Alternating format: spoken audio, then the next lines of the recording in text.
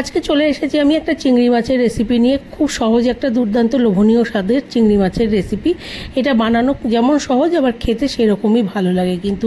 আর চিংড়ি মাছ তো আমরা সবাই খেতে ভালোবাসি, ছোট থেকে বড় সবারই পছন্দের তালিকায় চিংড়ি মাছ থাকে। যে যতই ঘটি বাঙাল নিয়ে তর্ক করুক, চিংড়ি মাছটা কিন্তু ঘটি বাঙাল সবারই খুব পছন্দের একটা মাছ। নমস্কার, আমি মৌমিতা চলে এসেছি আবারও একটা নতুন রেসিপি নিয়ে আজকে মৌমিতা রেসেল চ্যানেলে।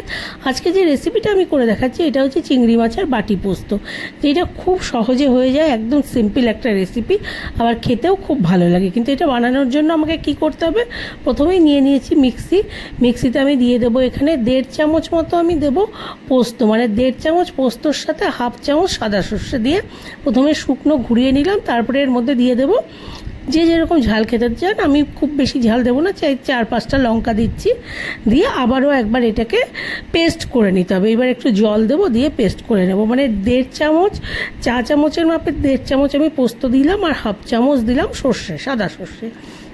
এটা খুব ভালোভাবে পেস্ট তৈরি করা হয়ে গেল। আর এই রান্নাটার জন্য আমার কোনো আগে ভাজাভুজি কিচ্ছু করতে হবে না। জাস্ট এই যে চিংড়ি মাছগুলোকে ধুয়ে পরিষ্কার করে মাথাটাও ছাড়িয়ে নিয়েছি, দেখতে পাচ্ছেন মাছের মাথা নেই কিন্তু, নিয়ে নিলাম কড়াইতে ডাইরেক্ট দিয়ে দিলাম। দিয়ে এবার এর মধ্যে দিয়ে দিলাম আমি 2টো পেঁয়াজ কুচি, মিডিয়াম সাইজের 2টো পেঁয়াজ কুচিয়ে রেখেছিলাম, সেইটা দিয়ে দিলাম। আর দিয়ে দিলাম হচ্ছে পোস্ত, সর্ষে আর কাঁচা লঙ্কা বাটাটা। এবার পরিমাণ মতো নুন আর হলুদটাও দিয়ে দিচ্ছি। দিয়ে এটাকে কিন্তু ভালো করে আগে মেখে নিতে হবে। একটু হাত দিয়ে সব উপকরণগুলোকে একসাথে ভালো করে মিশিয়ে নিতে হবে। মিশিয়ে নিলে তারপরে একটু সর্ষের তেল দিতে হবে, কিন্তু এই রান্নাটা সর্ষের তেলেই হবে অবশ্যই, বাটি পোস্ত যখন সর্ষের তেলেই হবে। এবার আমি এর মধ্যে দিয়ে দেবো কিছুটা পরিমাণে সর্ষের তেল, দেখতেই পাচ্ছেন 1 টেবিল চামচ মতো সর্ষের তেল দিয়ে দিলাম।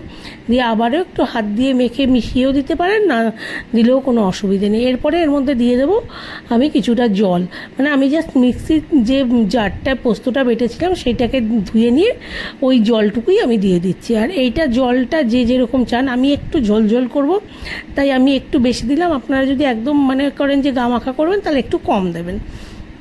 এই যে দেখতে পাচ্ছেন আমি 10 মিনিট মতো এটা ভাপে বসিয়ে রেখেছিলাম, 10 মিনিট হয়ে গেছে, এটা হয়েও এসেছে। কিন্তু আমি এবার দিয়ে দিলাম হচ্ছে 3টে চেরা কাঁচা লঙ্কা।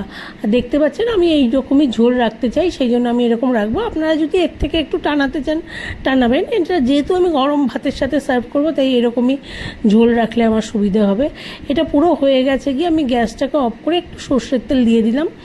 এটাও নট কম্পালসারি, আপনারা চাইলে নাই দিতে পারেন, কিন্তু রান্নাটা রেডি। এবার আমি এটাকে সার্ভিং বলে সার্ভ করে দিচ্ছি। কিন্তু তা দেখতেই পেলেন কত সহজে কিন্তু আমি এই রান্নাটা করে ফেলেছি। আর এটা গরম ভাতের সাথে খেতে খুবই ভালো লাগে, কিন্তু এটা কোনো বলারই আর অপেক্ষা রাখে না।